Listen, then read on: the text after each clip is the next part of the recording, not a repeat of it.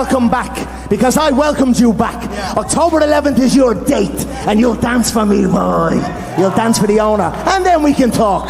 But your date is October 11th. Michael Perry, the return of Platinum.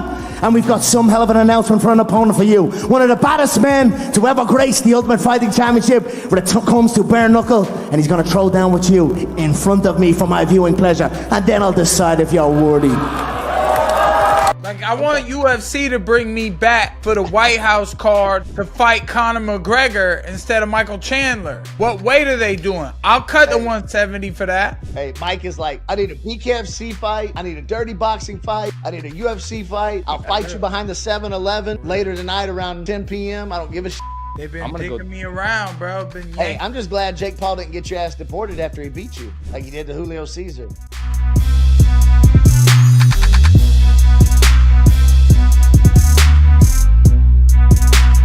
Honestly, Tom Aspinall made the biggest mistake of his life. He's wasted so much time. How are you going to buy this time back? UFC is going to give him this money back? Of course not. I'm a huge Tom Aspinall fan. I think he's going to be one of the greatest fighters ever. If I was on his team, I would say, forget about John Jones. Fight's a real gun. Keep fighting. How do you feel about John retiring? I think if the man wanted to retire, he should retire. He's a young man's sport. We know all his lifestyle. He's very talented, right? Talent take you so far. But after the hard work kick it, John Jones, I think he's been just so talented, beating everybody of talent. I think maybe he worked hard at one point, but not lately. Honestly, if I was him and I want to keep my legs intact, I will not fight Tom Aspinall or Francis Ngannou. He made that right decision.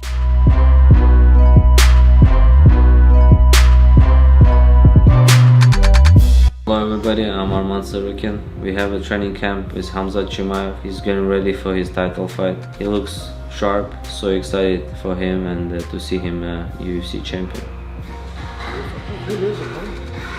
So far his camp going well, he's healthy, he has a lot of energy, and I'm just here to help him whatever they need. If they need the wrestling, I'll wrestle. If they need the striking, I'll strike. So I'm here to help, and I want him to be a UFC champion.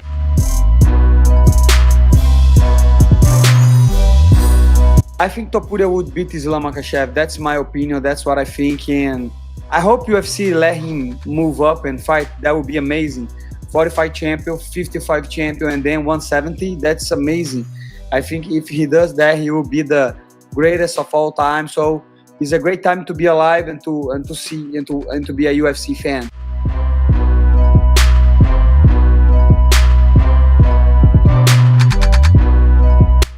Lots of talk, Ilia Topuria in that performance at UFC 317. For you, is he now one of the superstars in UFC if he wasn't already?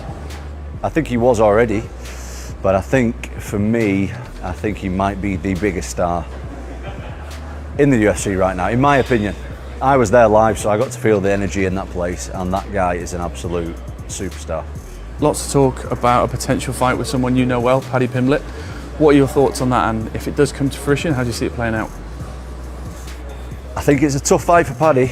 I think that Paddy's got a little bit of a weird style where it's hard for guys to prepare for him. So I think that Paddy's definitely got a chance. That being said, Ilia, in my opinion, is almost unbeatable right now. Nobody's unbeatable, of course, but Ilia is on incredible form at the moment. There's also lots to talk about him becoming the first three-weight UFC champion. Yeah. Do you see that, and what's your thoughts of people kind of run through divisions like that? I can absolutely believe that Ilia Topuria can win 3 belts. I think Jack Della right now is on great form. He's got a big fight coming up with Islam Makhachev. But I think that Ilia Topuria is just special, man. I think that Ilia Topuria can beat anybody around those weights, kind of lightweight, welterweight, and obviously featherweight.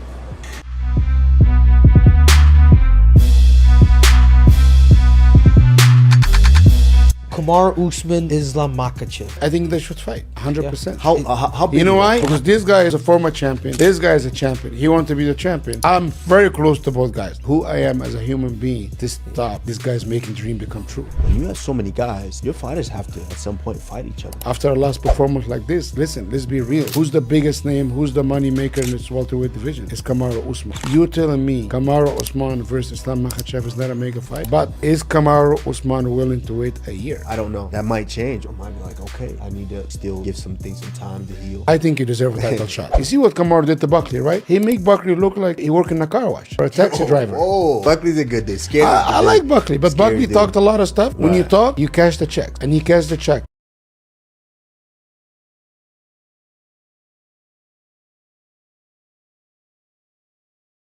What's up, guys? I want to give a update on how I'm doing. Everything is going pretty well. I got another tube out. Only have one tube left, and I wanted to make a reflection with where I was less than a month ago, which was Father's Day. So I'll read you this journal entry. It's from our friend Amber. I actually thought my wife wrote it. I was mistaken. So there really hasn't been any big updates in the last few days.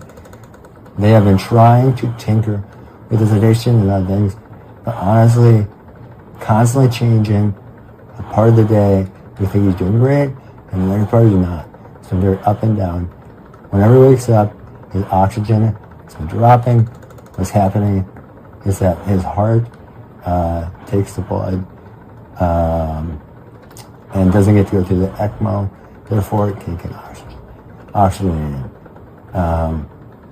They're hopeful to start transplant evaluation this week. So that was like a month ago that they want to start transplant evaluation. Feels like, holy crap, came a long way since then. And then I just wanted to give one Mental Mondays message, and that was, I'm gonna plead guilty.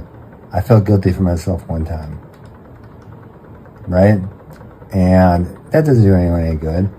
And I thought, man, I never smoked one cigarette, never smoked any weed, never did anything.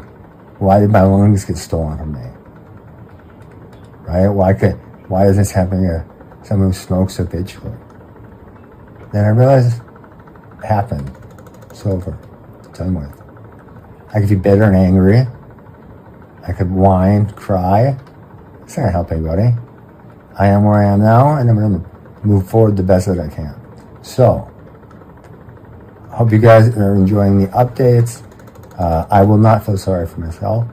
I'm gonna get out of here pretty soon, and I hope you guys have a great day. Peace.